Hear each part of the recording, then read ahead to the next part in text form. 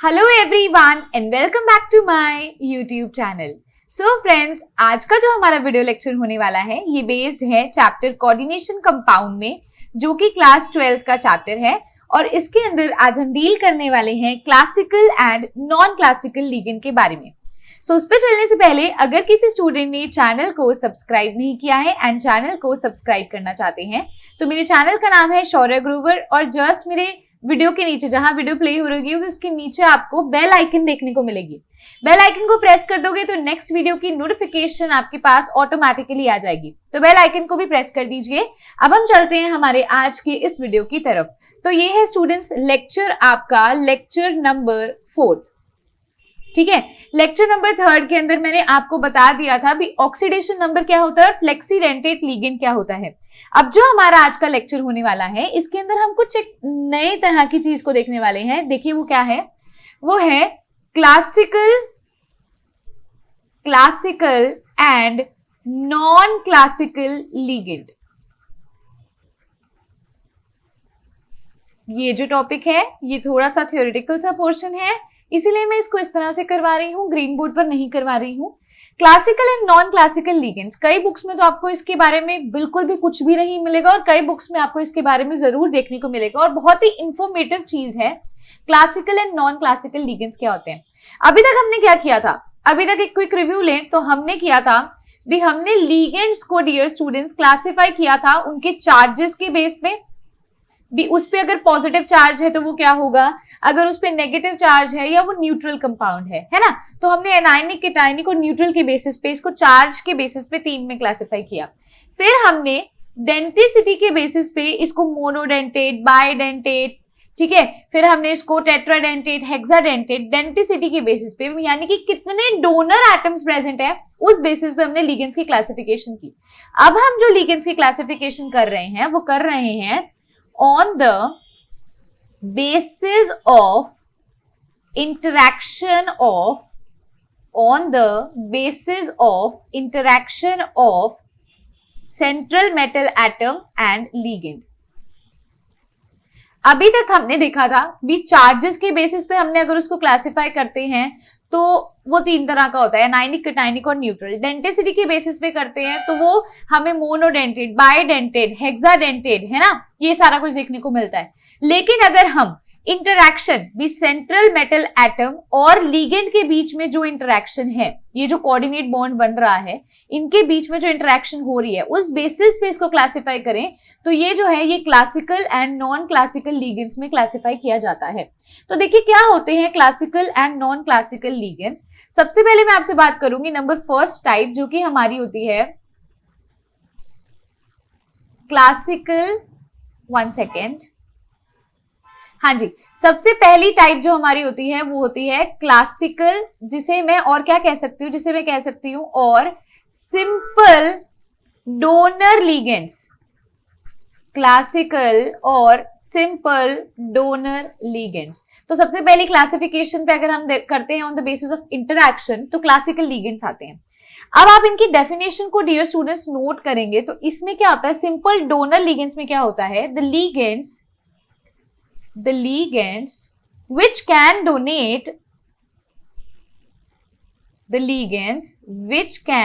donate electron pairs या फिर lone pairs, which can donate lone pairs, ठीक है, in the form of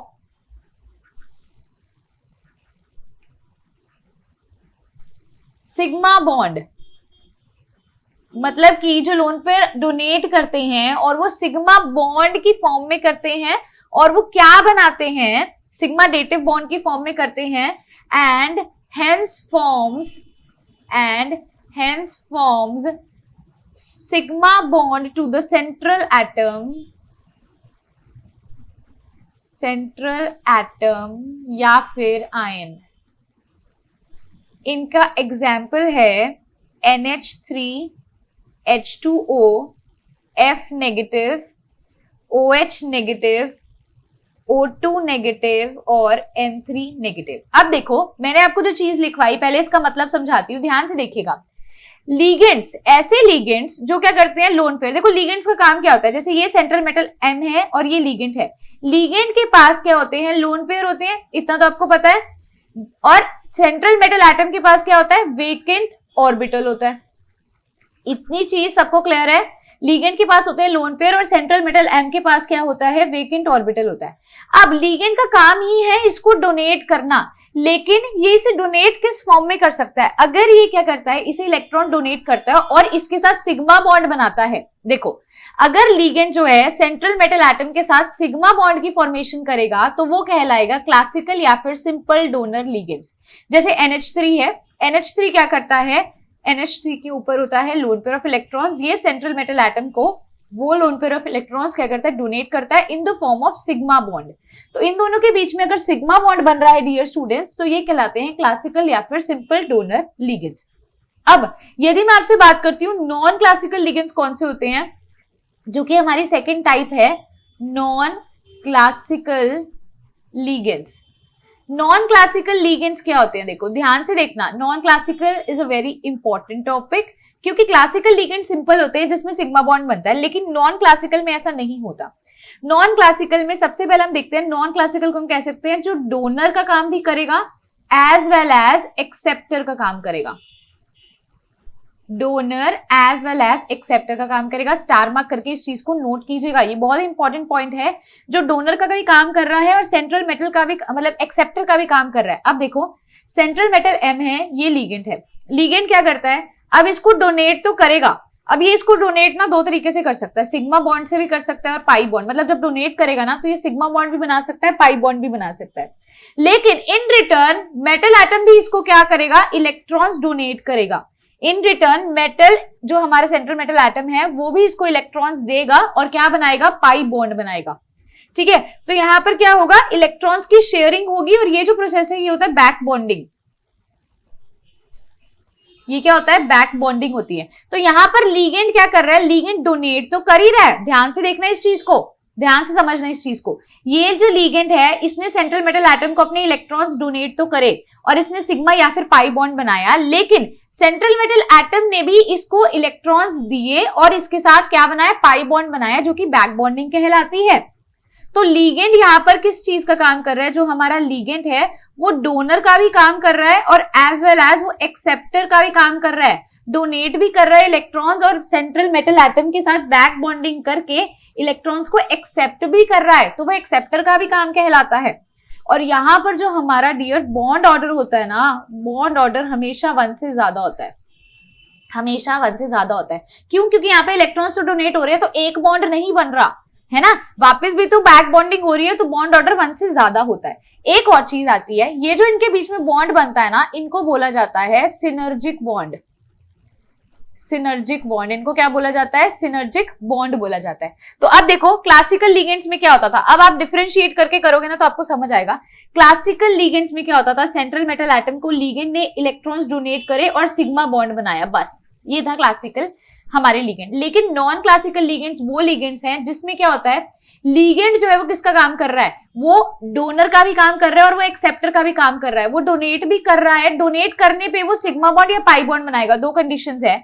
लेकिन साथ साथ वो क्या कर रहा है, इलेक्ट्रॉन्स को एक्सेप्ट कर रहा है और क्या बना रहा है, पाई बॉन्ड बना रहा है, जो कि बैक बॉन्डिंग होती है और जिससे क्या बन रहा है, सिनर्जिक बॉन्ड बन रहा है। तो समझ पा रहे हो नॉन क्लासिकल लिगेंड्स क्या होते हैं। इसके अंदर आप और भी लिख सकते हो भी, नॉन क्लासिकल लिगेंड्स को हम पाई एसिड्स भी बोलते हैं और इसे पाई एक्सेप्टर लिगेंड भी बोलते हैं।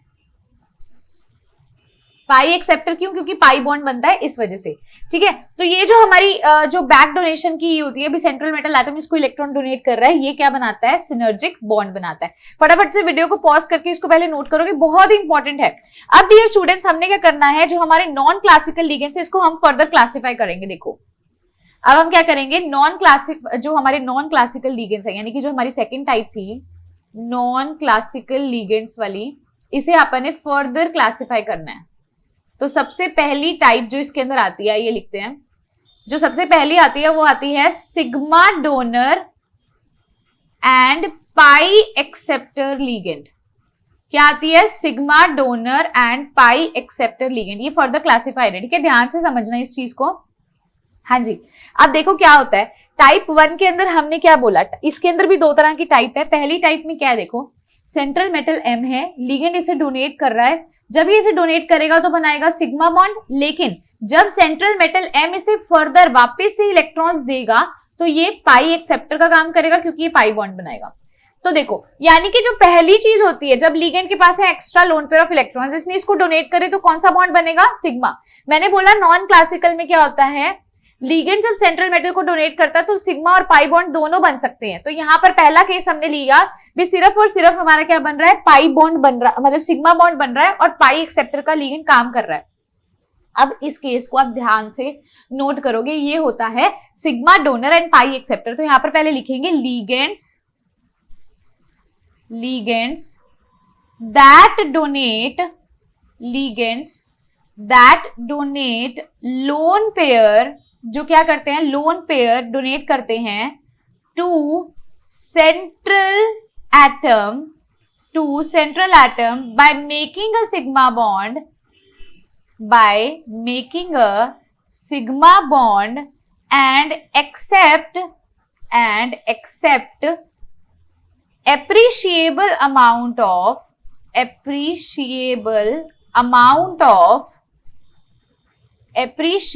amount of electron density, ठीक है, into its vacant pi star orbital. Pi star कौन से होते हैं, एंटी बॉन्डिंग, यहां ब्रैकेट में लिख भी लीजिएगा। पाई स्टार कौन से होते हैं, एंटी बॉन्डिंग मॉलिक्यूलर ऑर्बिटल, ठीक है। तो this is known as sigma donor and pi acceptor ligand. अब ध्यान से समझो इस चीज को, ये इसने क्या बोला, देखो लिगेंड ने इसको डोनेट किया और इसके साथ बनाया sigma bond. Central metal atom ने बैक बॉन्डिंग करके क्या किया, इसको पाई बॉन्ड इसके साथ बनाया। अब ये जो इलेक्ट्रॉन सेंट्रल मेटल एटम इस लिगेंड को वापस से दे रहा है, बैक बॉन्डिंग कर रहा है, तो वो इलेक्ट्रॉन्स कहां पर जाएंगे, वो इलेक्ट्रॉन्स जाएंगे पाई स्टार ऑर्बिटल में। किसके, लिगेंड के पाई स्टार ऑर्बिटल में, यानी कि लिगेंड के अंदर जो एंटी बॉन्डिंग मॉलिक्यूलर ऑर्बिटल होता है वहां पर ये इलेक्ट्रॉन्स जाएंगे, ठीक है। समझ पा रहे हो इस चीज को, वहां पर ये क्या करेंगे, इलेक्ट्रॉन्स जाएंगे और क्या बनाएंगे, पाई बॉन्ड बनाएंगे। एग्जाम्पल आप इसके लिख सकते हो डियर स्टूडेंट्स, एग्जाम्पल लिखोगे CO NO CN negative N2 O2 NO positive, ठीक है। तो ये एग्जाम्पल किसके हो जाएंगे, sigma donor and pi acceptor ligand के हो जाएंगे, ठीक है डियर स्टूडेंट्स। अब देखो इसके अंदर जो नेक्स्ट हमारी आती है टाइप, उसके अंदर क्या होता है, ध्यान से देखना। जो इसके अंदर सेकंड टाइप आती है वो आती है, मतलब जो बी पार्ट है वो है pi donor and pi acceptor. अब क्या होगा देखो, सेंट्रल मेटल एटम को लिगेंड ने ये डोनेट किया तो पाई बॉन्ड ही बना लिया। पिछले केस में क्या था, पिछले केस में जो हमारा पहला टाइप था उसके अंदर क्या था, उसने सिग्मा बॉन्ड बनाया, इसने बैक बॉन्डिंग की तो पाई बॉन्ड बना। यहां पर लिगेंड ने जब मेटल को डोनेट किया तो उसने पाई बॉन्ड ही बनाया, और फिर जब मेटल ने बैक बॉन्डिंग करी तो उसने भी पाई बॉन्ड बनाया। अब इसके अंदर पहले आप इसका लिखोगे ligands that donate and accept pi electrons through pi bonds with central metal atom। मतलब क्या है, वो पाई बॉन्ड्स को डोनेट कर रहा है और पाई बॉन्ड्स को एक्सेप्ट कर रहा है सेंट्रल मेटल एटम के साथ, और क्या बना रहा है, पाई बॉन्ड्स ही बना रहा है। तो वो क्या कहलाता है, पाई डोनर पाई एक्सेप्टर कहलाता है। यहां पर भी जो ये बनते हैं, यहां पर इलेक्ट्रॉन्स वापस आएंगे, वो एंटी बॉन्डिंग में ही आएंगे, एंटी बॉन्डिंग मॉलिक्यूलर ऑर्बिटल में ही आएंगे। इसके एग्जाम्पल्स आप लिख सकते हो, एग्जाम्पल्स है इसका CH ट्रिपल बॉन्ड CH, और इसका एग्जाम्पल है C2H4, एक एग्जाम्पल है C6H6। एक एग्जाम्पल स्टूडेंट्स बहुत ही कॉमन है जो पूछा भी जाता है, उसको मैं आपको बड़ी स्क्रीन पर ही करके दिखाती हूँ। बहुत ही फेमस एग्जाम्पल है किसका, पाई डोनर पाई एक्सेप्टर का एक बहुत ही अच्छा एग्जाम्पल है जो पूछा जाता है, जिसे आप स्टार मार्क लगा लीजिएगा, वो है ज़ेसी सॉल्ट। क्या फॉर्मूला होता है देखो, PtCl3 small bracket start C2H4 small bracket close. तो जैसे ही सॉल्ट में भी क्या होता है, जब आप इसका स्ट्रक्चर बना के देखोगे डियर स्टूडेंट्स, जब आप इसका पूरे का स्ट्रक्चर खोल लोगे ना, तो क्या होगा, देखो ये कार्बन है, इस कार्बन और इस कार्बन में यहां पर देखो, पहले मैं C2H4 बना रही हूँ, यहाँ पर ना इनमें पाई बॉन्ड्स बनते हैं। ये पाई बॉन्ड ऐसे होती है ना, ऊपर ऊपर से आपको देखने को मिलेगा। ये मैंने पाई बॉन्ड बनाए हैं, कंफ्यूज मत हो जाना। पहला बॉन्ड होता है सिग्मा बॉन्ड, दूसरा होता है पाई बॉन्ड। तो ये पाई बॉन्ड है, ये हमारा लिगेंड है। ये क्या कर रहा है, किसको डोनेट कर रहा है, हमारे सेंट्रल मेटल को, जो कि है Pt, और इस पे भी लिगेंड लगे हुए हैं Cl।